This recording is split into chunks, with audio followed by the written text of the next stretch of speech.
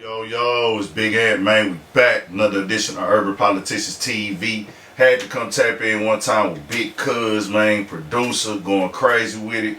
We out here right now in the studio. I had to tap in with you one time, man. For sure. So you've been making some noise, getting a lot of work in behind the scenes. Got a lot of big placements, and we're going to get into it. But first, introduce yourself to the people. Let them know where you from and everything like that, man. Man, I'm Bigg Cuz. I work out of Houston. I'm from Chicago, South Side, Best Side. You know, and I've been on that north down here in Houston for the most part. Yeah, that's me. I'm a producer, engineer. I've mixed some of your favorite songs, produced some of your favorite songs. Yeah. I'm out here. Yeah. So, when did you come to Houston originally, man? Because you from Chicago. When did you originally come to Houston? I came to Houston in like 2008. Yeah. My mom moved down here first, and I came down here just to visit her. Just kind of fell in love with the city. I ended up going to school out here. So, it was just like, I don't know. And ever since then, Houston just showed me a lot of love, man. Like, it's live out here. Yeah. So in Chicago, what you say is the biggest difference between H-Town and Chicago? People are way more friendly out here. Just like the whole, one thing I loved out here, when people Chuck the Deuce. I don't really see people do it too much now, but when I first moved out here, people were still doing it. And I'm just like, man, that's just the livest thing. Just Chuck Deuce somebody, whatever, and keep it pushing. Back home, you walk down the street, somebody do something like that to you, you got a problem with them, Shit, sure. People more on edge or whatever. Yeah. Well, what side of town you was from in Chicago? South Side, Inglewood. Okay. You was turned up in. Yeah, man. Yeah. It was, but I was a good kid, man. I was in school. I was, playing sports for a little minute, so I wasn't into nothing, out there. Yeah. Nah, that's what's up, man. So, was you already rocking with music out there in Chicago, or did you wait till you come to H-Town and got tapped in with the music, or you was already on it in Chicago? Man, I was already doing it in Chicago. I actually was producing, but I was rapping back then. That's what first got me into music. So I started doing beats and everything, and I was way better at that. I was doing party promotions and stuff out there. So for the teen crowd, 'cause that's the age I was at.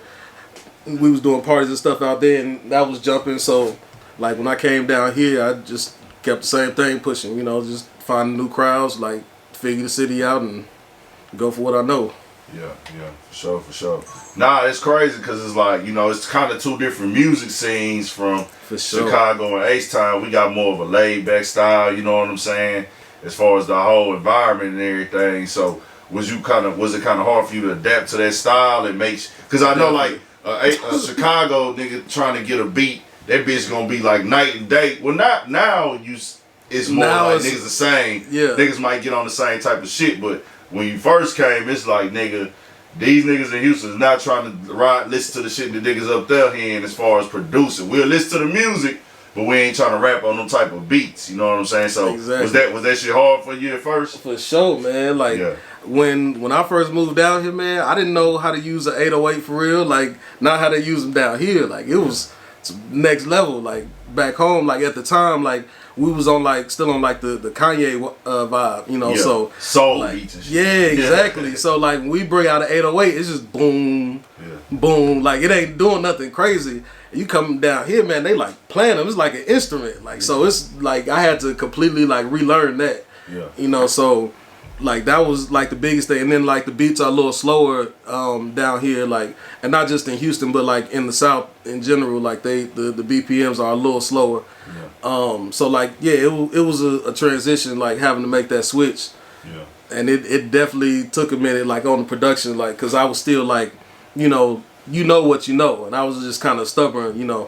So I had to branch out and do other stuff with the music, to not so much to fit in, but just to you got to know the market you in, For sure, for sure. That's what's up. You gotta be able to adapt to every situation, man. Exactly. So you was actually, you know, doing your producing thing, man, and I know it wasn't all easy in the beginning. Trying to get placements, niggas don't be knowing it's a hard motherfucking job trying to slang beats. That shit probably the hardest shit to do, especially in the beginning. And then, you know, the information more out there now for people to handle their business better and get their, you know, they tell you how to get your publishing and everything like that. Yeah. So, you know, what's the first situation where you was able to actually get a documented sale and purchase of a beat where you was getting all your, or did you come out the gate as a nigga on top of your game?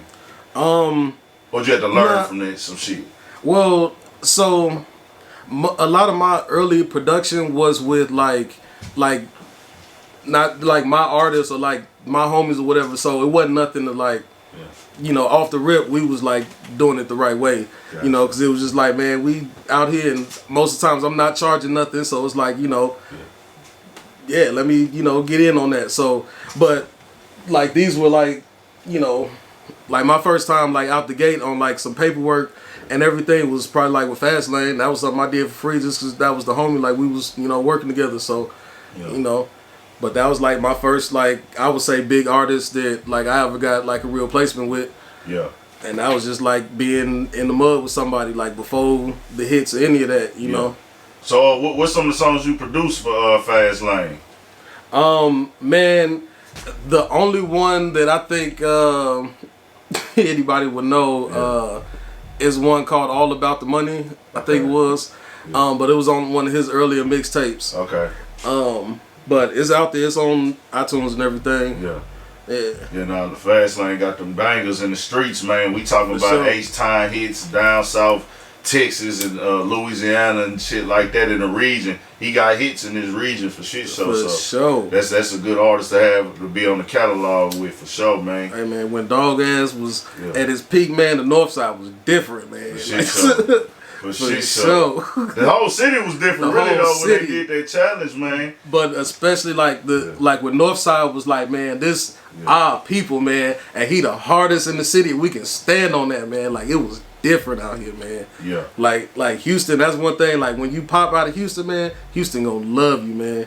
Yeah. It's different, man. Yeah. So you also produce or you worked with Kid the Man before too, huh? For sure. Yeah. Y'all got some work in. That's another one to have on the catalog out of H-Time. She going up. Yeah. And I got some of my biggest placements with her, like the one there's one where we flipped that what is that? The D4L song. I can't remember the name of the song, but it's like we didn't even drop it on YouTube or anything. It's like on SoundCloud, but it's like when every time she perform it like goes crazy. And it's got a bunch of views and everything on it, but like it's crazy because it's like it's not even on like regular formats, but they still like checking for it, you know? Yeah, that's what's up. That's what's up, man. Nah, so you got a whole other catalog of different artists, man, that you've been working with and tapped in with out of H-Time in different parts of the world and shit, man. So that's dope. That's dope to see, especially coming from Chicago, dog. So what would you say is the biggest lesson you done learned, like actually being a producer in the game and everything like that? Like a mistake that you think you made and you got better at. Well, you know, what's something that you could give them, man? A mistake, man. Honestly, sometimes trying to get paid too early. Okay, I've heard that before from other producers. Asking for the money out the gate and shit like that sometimes. Yeah. Okay, like, explain that. So sometimes it's more about building the relationship, especially when you trying to work up. Sometimes it ain't always about like, you know, where's the money at? Yeah. It's more about, hey, I got the placement and move on. Especially when it's not something that's like doing crazy numbers. Like, just let it be what it is, man. It's more important to have the relationship that these people want to come back, you know, and, you know, on the second time, maybe you can tax them or whatever. Like, but you just got to, like, feel it out. Like, it ain't always, you know, about the money. Yeah. So, you know, recently, you know, it came out that you was doing some work with Mo3, man. Yeah. And, you know, with his demise and, you know, him being taken away early, you know what I'm saying, in his situation, dog, how did that situation come about with you being able to work with Mo3, who gonna go down as a Texas legend for sure. On the music side of things, he put a lot of work out there. So put a lot of work in for years. Got a big fan base. How did that situation come about with y'all working together? Man, R.I.P. to Mo3. Yeah. Long live Mo3. But man, I got hooked up with him through Lil Zach. Okay. DJ Lil Zach, you know, from Dallas, but he do a bunch of stuff out here, and he was like, you know, they just needed an engineer. They had went through a couple of engineers that wasn't quite working out, and so they was like, man, tell Cuz pull up. So I pulled up, and he was like, oh yeah, you the one, like that's it. Yeah. And like I've been doing everything that you've heard Mo3 on since 2019. Like that's all been me, you know. So. Like, and I definitely appreciated him because like I had a lot of respect for him and just like what he had accomplished, you know, and doing it like really just on his own is really just him and his team, like, and it's small, you know, and they out there like really like, you know, pushing the line with it.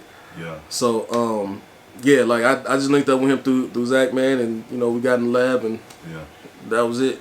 Yeah. So like during the engineering process, you know what I'm saying, like is it kind of like I know you're doing the recording, you're doing the mixing and mastering too, and everything. So I know I've been in the studios, man.